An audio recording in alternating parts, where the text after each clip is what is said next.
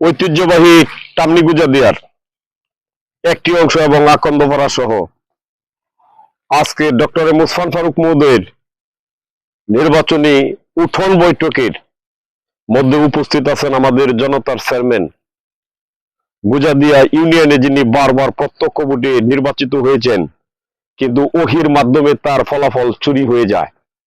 সে আমার প্রাণপ্রিয় বড় ভাই হাফিজুল ইসলাম তুহিন সাহেব। উপস্থিত আছেন গুজাদিয়া ইউনিয়ন বিএনপির সিনিয়র নেতা, যিনি জীবন সংগ্রাম করে যাচ্ছেন বারবার সভাপতির দায়িত্ব পাওয়ার জন্য, কিন্তু কেন জানি হতে পারেন না, আমার প্রিয় তরিকুল ইসলাম তপন ভাই, এবং ধর্ম বিষয়ক সম্পাদক এনামুল হক আকন্দ। উপস্থিত আছেন আমাদের প্রচার সম্পাদক খায়রুল ভাই। উপস্থিত আছেন গুজাদি ইউনিয়ন বিএনপির জয়েন্ট সেক্রেটারি জনাব খায়রুল আলম এবং যুবনেতা সবুজ, আরমান, মহসিন, আরাফাত সহ এক জাক মুরব্বীরা। আমি আমার কথা শুরুর পূর্বেই দু চারজন ব্যক্তির কথা আমি স্মরণ করিয়ে দিতে চাই। এই টামনি গুজাদিয়ার কৃতি সন্তান হাজী হিম্মত আলী ব্যাপারী, সোহেল আলী ব্যাপারী এবং আকন্দপাড়ার বিশেষ করে আলাউদ্দিন স্যার এবং গিয়াসউদ্দিন আকন্দ সহ যারা এই অঞ্চলের মৃত ব্যক্তি কবর জগতে রয়েছেন, তাদের বিদেহী আত্মার মাগফিরাত কামনা করে আমি ডক্টর মুসফান ফারুক মহোদয়ের নির্বাচনটা আমরা কিভাবে করব বা কেন করব, শুধু এই দু চারটা কথা বলে আমি আমার সংক্ষিপ্ত কথা শেষ করব। কুয়াশার ভিতরে এখানে অসংখ্য গণিত পিতৃতুল্য মুরব্বিয়ান এবং যুবক ভাইরা উপস্থিত ছিলেন।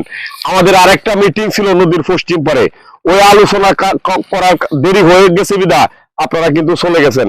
যাক, আমি কথা লম্বা করব না, আমি শুধু অনুরোধ করে বলবো এতটুকু আপনাদেরকে। আর ডক্টর মুসফান ফারুক মহোদয় নির্বাচনে 2001-এও কিন্তু আসছিলেন না।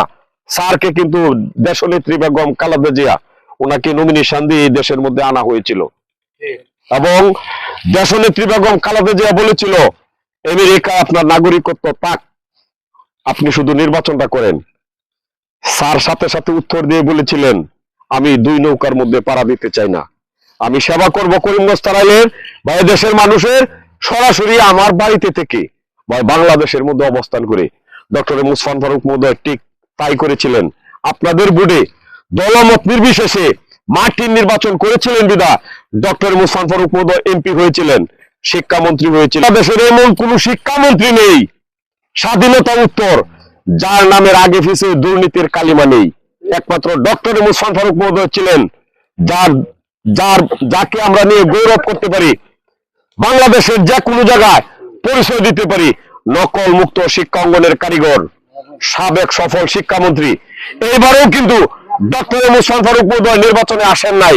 ওনাকে দল থেকে হাইকমান্ডের মাধ্যমে অত্যন্ত সুস্পষ্টভাবে বিনয়ের সহিত নমিনেশন দিয়ে তাকে কিন্তু বাংলাদেশে আনা হয়েছে। কেন আনা হয়েছে?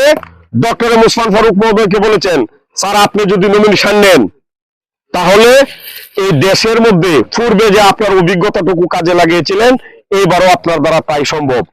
যে কারণে ডক্টর মুসফান ফারুক মহোদয় শেষ বয়সে এসে একটা কথা বলেছেন, আমি আপনাদের সাথে বাকি জীবনটা কাটাতে চাই। অত্যন্ত কষ্টের কথা এবং দুঃখ ভরে স্মরণ করি, হৃদয়ে রক্তকরণ হয় স্যারের এই কথাটা বারবার যখন স্মরণ হয়। উনি কিন্তু বলেছেন আপনি আমার সেবায় উনি থাকবেন, পাশে থাকবেন। তো এখন যারা নতুন করে ক্যান্ডিডেট আসতেছে তাদের কিন্তু পরীক্ষা দিতে হবে, আর স্যার কিন্তু আমাদের নিকট পরীক্ষিত। আর ওই পরিবার কিন্তু দাতা পরিবার, নতুন করে পরিচয় দেওয়ার মতো কোনো কিছু নাই। আর বাংলাদেশটাকে ডক্টর মুসফান ফারুক মহোদয় কিছু নিবেন ওই চিন্তা কিন্তু ওনার ভিতরে পূর্বেও ছিল না, বা ওই পরিবারের ভিতরেও ছিল না। কিয়ামত অবধি পর্যন্ত তাকে কিনা সন্দেহ আছে। কাজেই ওনাদের পরিবার দেওয়ার পরিবার, এই দেশকে দিয়েছেন, এই সমাজকে দিয়েছেন, বিশ্বকে দিয়েছেন, এই রেকর্ড ডক্টর মুসফান ফারুক মহোদয়ের পরিবারের মধ্যে আছে। আমি পিতৃতুল্য মুরব্বিয়ানকে বলবো, প্রশংসা যদি করি ঘন্টার পর ঘন্টা বলা যাবে, আমি ওইদিকে যাব না। আমি শুধু বলবো এইখানে যারা মুরব্বীরা আছেন, আল্লাহর হস্তে আপনি আপনার বাড়ির বুটগুলি কন্ট্রোল করুন, আপনার বাড়ির বুটগুলি বুঝায় কন্ট্রোল করুন।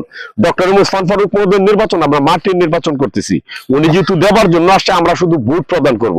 ভোটের দিনের আগেই আমাদের অঞ্চলের যারা বাহিরে থাকে তাদেরকে কিভাবে আনা যায় এই একটা চিন্তা। আর ভোটের দিন বিশেষ করে মা বোন যারা আছে, ওই দিন রাত্রে কিন্তু বলা উচিত যে পাকশাকে একটু তড়িঘড়ি করে নাও, সকাল সকাল ভোট দিয়ে বাড়িতে যাতে 9টার ভিতরে থাকতে পারো, এরকম একটা অনুভূতি রাখবেন। আর সবাই সবার অবস্থান থেকে একজন আরেকজনকে জিজ্ঞাসা করবেন, তোমার বাড়িতে কোনো সমস্যা থাকলে আমার বলো, অথবা আরেকজনে বলবেন তোমার বাড়িতে কোনো সমস্যা থাকলে আমার বলো।